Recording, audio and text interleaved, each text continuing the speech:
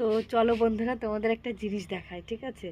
আমি এখন আমাদের ছাদ বাগানে এসেছি গাজর গাছটাকে একটু পরিষ্কার করে দেব। তো দেখতে পাচ্ছ আমি বসে পড়েছি। আমাদের অনেক বাগানটা অনেক বড়। আমি এখন ঘুরে দেখাতে পারছি।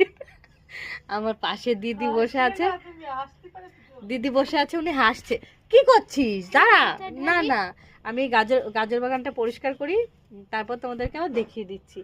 আর পেছনে বেগুন আছে, টমেটো আছে, আমি সব দেখিয়ে দেবো, স্ট্রবেরি আছে, সব দেখিয়ে দেবো তোমাদের ঘুরিয়ে ঘুরিয়ে।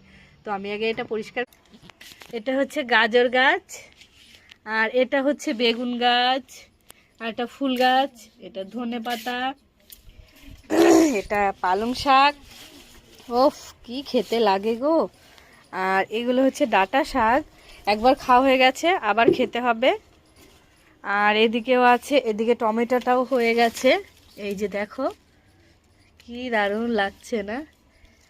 দাঁড়াও, আর স্ট্রবেরিটাও দেখিয়ে দিই। এই যে গাজর তুলে রেখেছি, সেটাতে অনুষ্কা এসে, আমার মেয়ে এসে আবার জল দিয়ে দিয়েছে। আর এই যে দুটো স্ট্রবেরি গাছ, একটাও দাদা ভাইয়ের, একটা ওর।